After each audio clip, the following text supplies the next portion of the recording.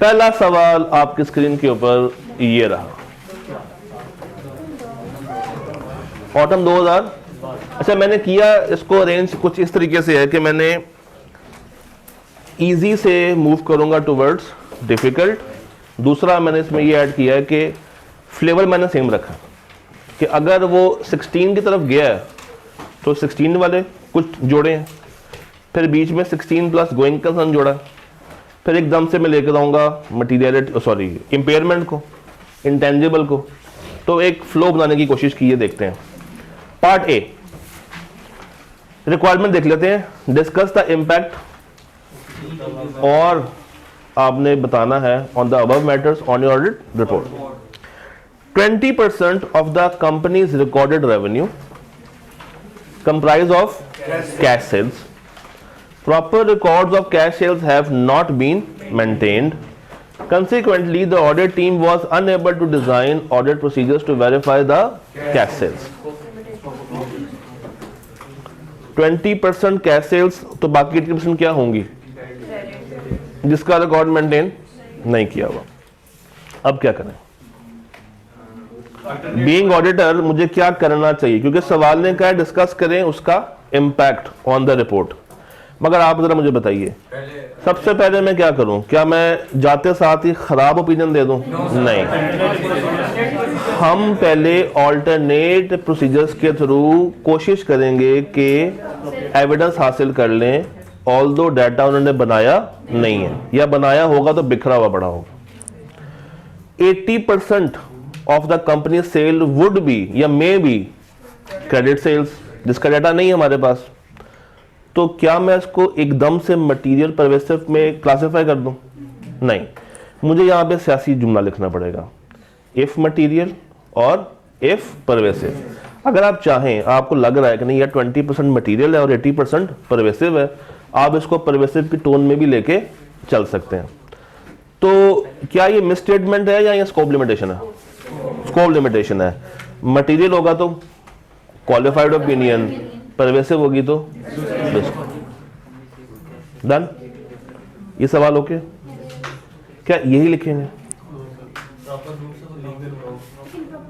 Other legal responsibility का पहला point क्या था? Proper books of accounts maintain नहीं की, वो वाला पॉइंट भी मेंशन करना है कि अब हम रिपोर्ट में एक जगह पे और चेंज करेंगे कि कंपनी ने प्रॉपर बुक्स ऑफ अकाउंट्स को मेंटेन नहीं की। जो 705 वाली बातें हैं ना, वो तो सारे लिखकर आ जाएंगे। कुछ ही ऐसे बच्चे होंगे जो कि अदर लीगल वाली बात तक पहुंच पाएंगे, और जब वो पहुंचेंगे तो शायद आपको 1-2 नंबर एक्स्ट्रा मिल जाए। तो आपने ये बात बतानी है कि इन्होंने एज पर companies act 17 proper books of accounts को मेंटेन नहीं किया हुआ। डन। पार्ट भी देखें, पार्ट भी पढ़ें आप लोग। During the current year the company changed the method of charging depreciation on its fixed asset from straight line to diminishing. However, तमाम disclosures को include कर दिया गया है in the notes to the financial statement. तो क्या company के ऊपर कोई पाबंदी होती है कि वो अपना एस्टिमेट रिवाइज नहीं कर सकती? चले, पहला सवाल, ये एस्टिमेट का चेंज है या पॉलिसी का चेंज है? इस पे सारे एग्री है ना? शुक्र है। तो क्या कंपनी बाउंड है कि वो जिस एस्टिमेट पे चल रही है उसी पे चलती रहे? नहीं, कंपनी चेंज कर सकती है, मगर चेंज करते टाइम उसको एक काम और करना पड़ेगा, लॉजिकल जस्टिफिकेशन देनी पड़ेगी कि हम इसको क्यों चेंज करें, और अगर कर रहे हैं तो फिर सबको एक साथ चेंज करना पड़ेगा। कंपैरेटिव्स को भी चेंज करना पड़ेगा ताकि हम कंपैरिजन भी साथ कर सकें। तो देयरफॉर अगर इन्होंने सारे काम किए हैं तो कोई मिस स्टेटमेंट नहीं है, और अगर छोड़ दिए तो फिर मिस स्टेटमेंट आएगी या हो सकती है, और होगी तो कौन सी होगी? मटेरियल होगी, और हम कौन सी ओपिनियन दे रहे होंगे? क्वालिफाइड दे रहे। Done. Part C, the previous years financial statements were audited by another firm which has issued an unmodified opinion on the financial statements. पिछले साल का ऑडिटर मैं नहीं था, बस ये कहना चाह रहा है। अदर मॉडिफिकेशन में कौन सा अदर मैटर? हाँ जी, नहीं बी वाले में देखें, मैं उसका आंसर कर लूँ। बी वाले में हमने ये करना है कि अगर तो इन्होंने तमाम चेंजेस को ठीक से रिकॉर्ड कर लिए, इंक्लूडिंग लास्ट ईयर के चेंजेस भी, तो हम साफ रिपोर्ट दे देंगे, और अगर नहीं किया तो मिस स्टेटमेंट है, ख़राब रिपोर्ट दे देंगे। हाँ जी, यहाँ पे कैम की एक आवाज़ आई थी मुझे, इसमें कैम आएगा? इसमें कैम नहीं आएगा। ऑटम 12 क्लियर, लॉक कर दिया जाए।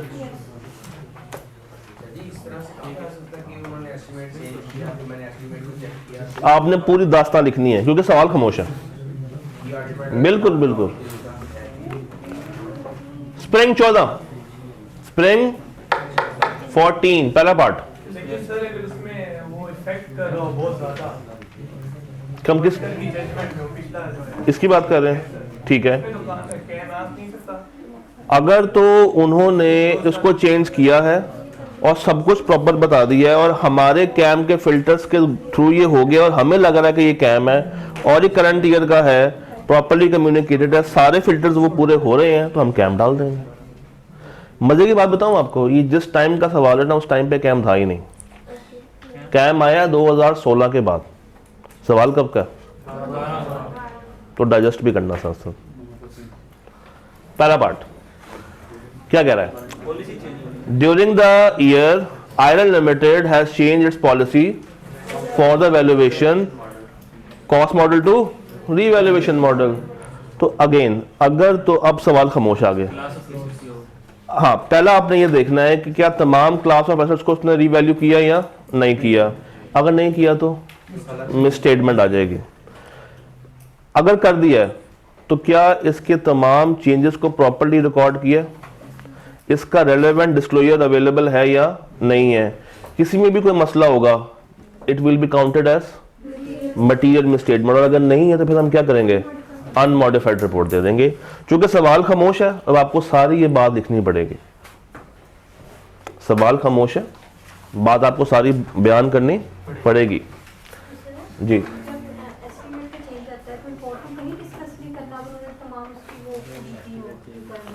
अगर तो एस्टिमेट का चेंज है तो हमारे नज़दीक accounts true and fair view दे दें।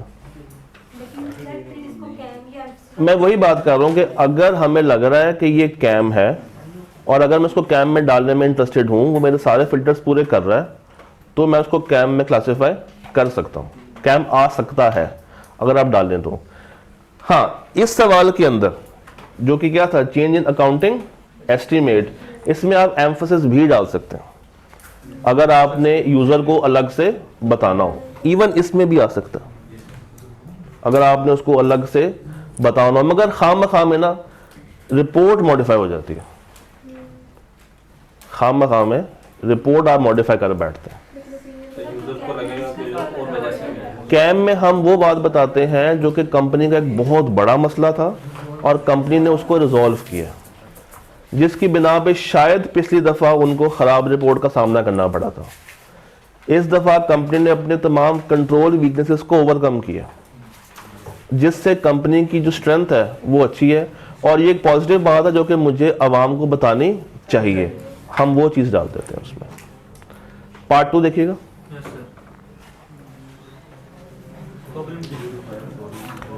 आग लग गई है रिकॉर्ड रूम में। All the records and backup related to the metro stations have been destroyed and you are unable to perform the procedures for verification of the balances. Scope of limitation तो चले है, मुझे बताइए एक account hit हो रहा है, 2 या 3? सारे हिट हो रहे हैं। परवेसिव। स्टेप 1 क्या था? आपने देखना है मटीरियलिटी के मुताबिक ये मटीरियल बन रहा है या परवेसिव बन रहा है, तो आइडिया मिल गया कि ये परवेसिव है। फिर आपने सोचना है कि मिस स्टेटमेंट है या स्कोप लिमिटेशन है। स्कोप लिमिटेशन है। तीसरी बात मुझे बताइए, रिपोर्ट में किसी और जगह पे कुछ और चीज चेंज करूंगा? अदर रिपोर्टिंग वाले में पहला पॉइंट कि proper books of accounts maintain नहीं हुए। फिर बात सुने, स्कोप लिमिटेशन में 3 मसले थे। मैनेजमेंट का मसला, हमारा मसला, आउटसाइड द एंटिटी मसले, तो ये किस में आएगा? Outside the entity. बेशक मसला मैनेजमेंट का नहीं है, मगर रिपोर्ट भी खराब होगी और ओपिनियन भी खराब हो जाएगी। डन। पार्ट 3 देखें, मैं बता दूं पार्ट 3 के बाद बता दूं।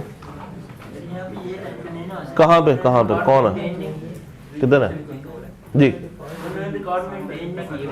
हाँ ठीक है, ठीक है, क्या एविडेंस है? एविडेंस है कोई? किसका?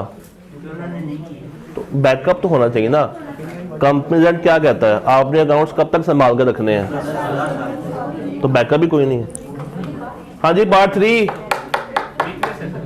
पार्ट 3 कंट्रोल में वीकनेस है। क्या मैं कुछ करूं? ये रिस्पॉन्सिबिलिटी किसकी होती है? रिपोर्ट में कोई मसला आएगा? पॉइंट 4 देख ले।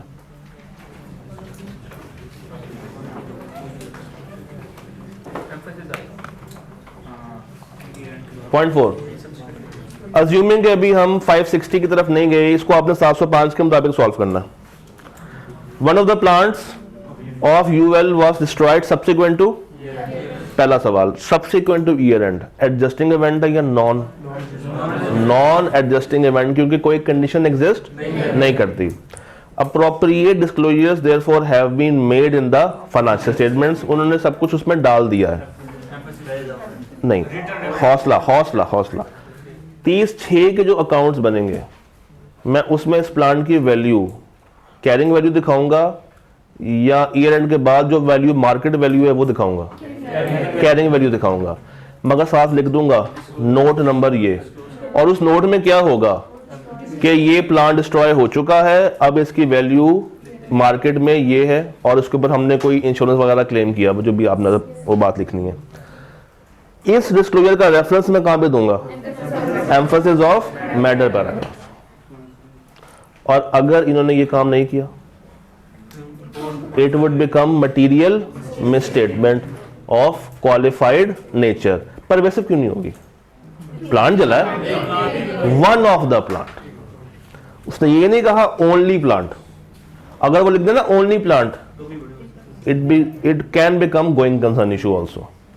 अगर वो लिख देता ओनली प्लांट, या वो करता वन ऑफ द प्लांट, जो कि 80% 70% ऑफ द कंपनी है, तो वो परवेसिव भी होती और वो गोइंग कंसर्न को भी टारगेट कर रही होती।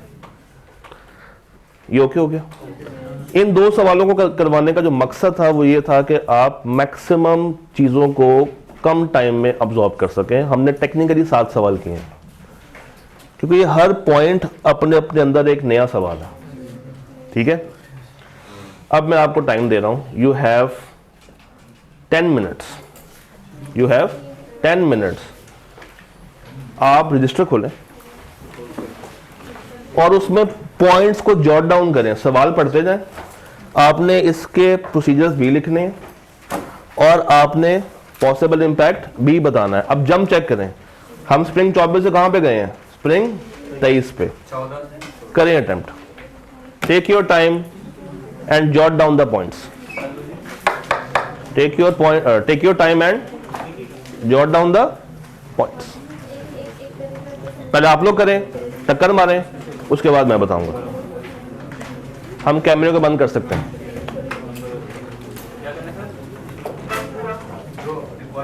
सर जी, रिक्वायरमेंट है, इसको कोशिश करें लिखने की, जो ज़हन में आता है।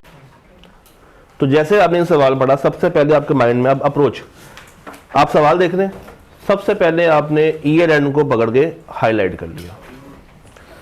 उसके बाद आपको वो प्रॉफिट बिफोर टैक्स दे रहा है, क्यों दे रहा होगा? मटीरियलिटी को डिटरमिन करने के लिए। कितना दे रहा है? 250 मिलियन।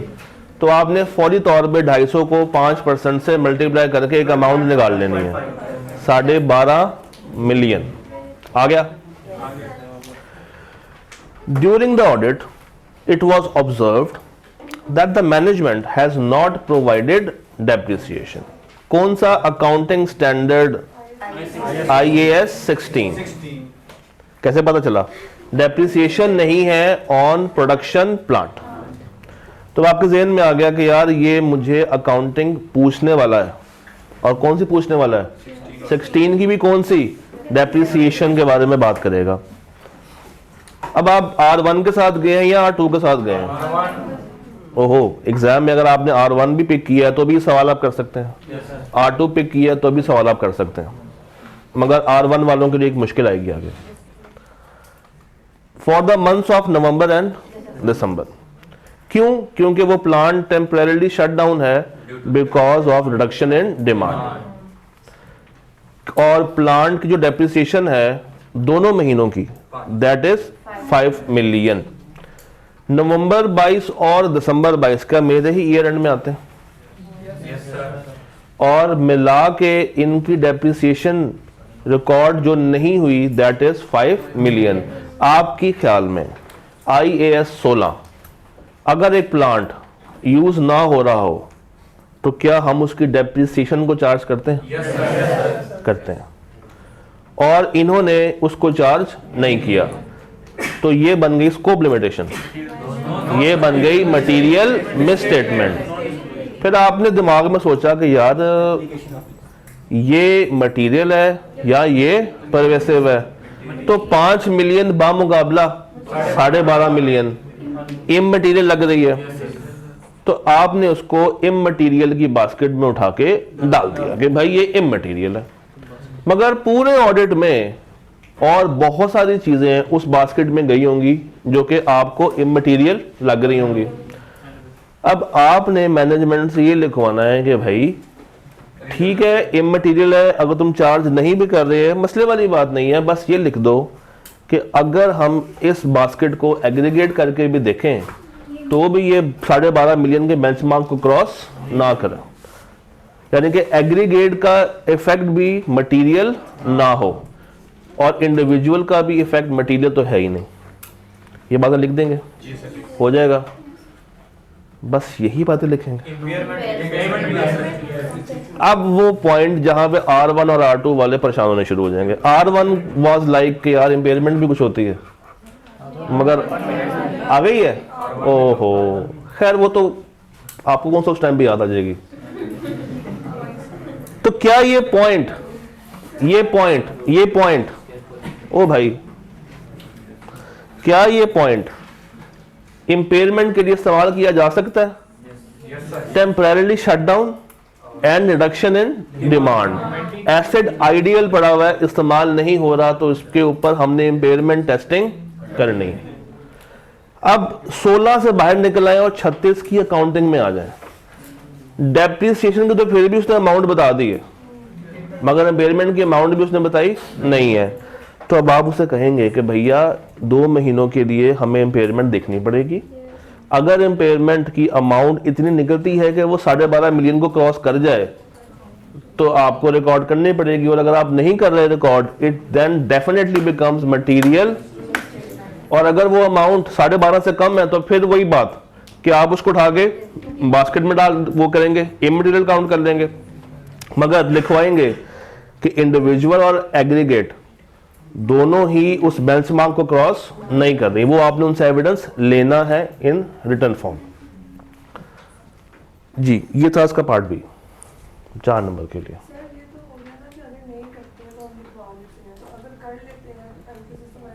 अगर कर लेते हैं तो क्या होगा? चलें, अगर कर लिया फिर क्या होगा? कुछ भी नहीं, साफ रिपोर्ट। अगर आपको बहुत ही कुछ लग रहा है कि नहीं ये बात मुझे बतानी चाहिए अवाम को, तो बन सकती है। अगर उन्होंने देखें, अगर इन्होंने ठीक कर दिया तब तो कोई मसले वाली बात नहीं है। अगर ठीक नहीं किया और हमें लग रहा है क्वांटिटेटिवली कि ये मटेरियल नहीं है, क्योंकि हमारे बेंचमार्क को क्रॉस नहीं कर रहा, क्वांटिटेटिवली इसको हम इममटेरियल काउंट कर सकते हैं। पॉइंट बड़ा अच्छा है। What about qualitatively? क्योंकि मटेरियलिटी आप दो तरफा देखते हैं, एक क्वांटिटेटिव भी और एक क्वालिटेटिव भी। अब क्या करेंगे? उस वक्त आप इसको मिसस्टेटमेंट में लेके जा सकते हैं कि भाई हमें बीइंग ऑडिटर ये फील हो रहा है कि क्वालिटेटिव इंपैक्ट इसका मटेरियल है, then we can charge then we can charge modification on it. और ये बात अगर आप लिख सकते हैं तो लिख दीजिएगा। ऑल्दो ICAP के अपने जो सॉल्यूशंस हैं उसमें वो क्वालिटेटिव इम्पैक्ट को इग्नोर करके चल रहा होता है, ये बहुत ही रेयर वो उसको डिस्कस करता है। बट अगर आपने लिखना है तो लिख दें, कोई मसला नहीं आएगा। द पॉइंट मैं जहाँ पे जा रहा था वो ये था कि अगर मैनेजमेंट इसको रिकॉर्ड कर देती है तो क्या करेंगे? साफ रिपोर्ट दे देंगे क्या? क्यों कैम में क्यों? लॉजिक दें।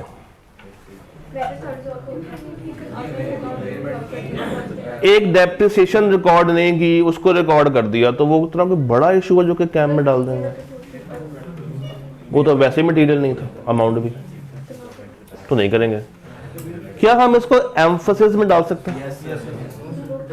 वो भी अगर मुझे लगे तो, ऑल्दो उसको मैं डालना नहीं चाहिए, बट अगर मुझे लग रहा है, जजमेंट है कि इसको ऐड करें तो कर दें। बट इस सवाल को देखते हुए वो जजमेंट भी क्रिएट नहीं हो रही। मगर हम में से कुछ ऐसे हजरात हैं जो जबरदस्ती या कैम बना के आएंगे या एम्फसिस बना के आएंगे। उस चीज से अवॉइड करना, उस चीज से अवॉइड करना। हाँ जी, ओके। एक सवाल करते हैं उसके बाद ब्रेक पे चलते हैं। सवाल ने इन्वेंट्री का जिक्र ही नहीं किया, कहीं से भी कोई एंगल दिया ही नहीं हमें। वो इसमें आ सकती है, उसमें आ सकती है, नीचे रिपोर्ट के ऊपर नहीं आ सकती। हाँ जी, स्प्रिंग टाइल्स 500 लिमिटेड, सवाल पढ़ें। सिर्फ सवाल पढ़ना है आप लोगों ने। Pioneer limited,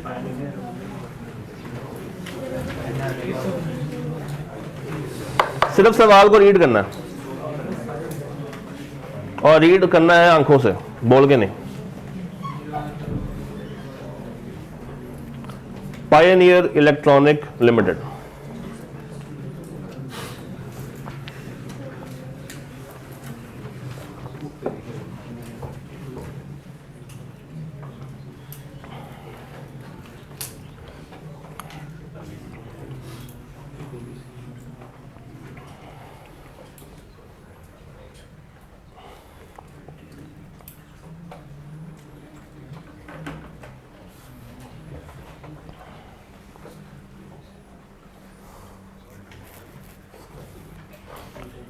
Pioneer Electronics Limited had implemented a new accounting standard। कौन सा?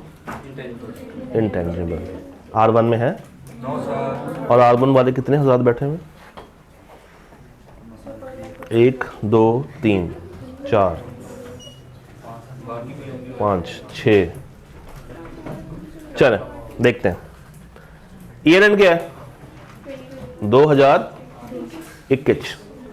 Due to high pressure from top management, the implementation of the new accounting software was hurried, which has resulted into numerous errors। कहाँ पे? Inventory, payable और receivable। Company का staff is still in the process of identifying and rectifying those deficiencies। Audit team has been unable to verify these balances through alternate means। अब सवाल ने खुद ही बता दिया है कि हमने ऑल्टरनेट चीज़ों की तरफ ट्राई किया मगर फिर भी हमें एविडेंस नहीं मिला, तो it is becoming scope limitation. और चूंकि 3 बैलेंसेज हैं परवेसिव, इनका कंबाइंड बैलेंस भी दे दिया। 200 जमा 150 जमा 100 कितना होता है? 450। और पीबीडी कितना है? 500। 500 का 5% लें, उससे तो बहुत ऊपर चला गया। 25 मिलियन बामुकाबला 450। अच्छा, आगे नेट एसेट्स भी दिए हुए हैं, कुछ करना है इनके साथ? इग्नोर करना। ये तो आसान चीज थी, आप लोगों ने आइडेंटिफाई कर ली कि स्कोप लिमिटेशन है, ये वो सब कुछ।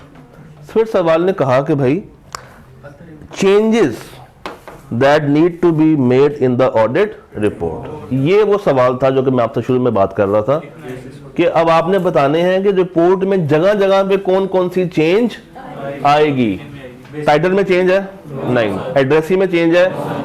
ओपिनियन में चेंज आएगी, बेसिस में चेंज आएगी, उसके बाद ऑडिटर रिस्पॉन्सिबिलिटी में चेंज आएगी, अदर रिपोर्टिंग उसमें भी चेंज आ सकती है क्योंकि proper books of accounts maintain नहीं हुआ। बात क्लियर है? जब ब्रेक करके आए 2:15 वापस आइए। सर इसमें क्या बाकी करते हैं अभी तो कहानी शुरू, अभी तो 1 घंटा भी नहीं, 1.25 घंटा हुआ है सारा का सारा। इसमें क्या नहीं ब्रेक करनी है। हाँ आप लोगों ने नमाज सुनना पढ़नी पढ़नी है सर? तो 2:15 बहुत है। 2:15 ओके, 2:15 है।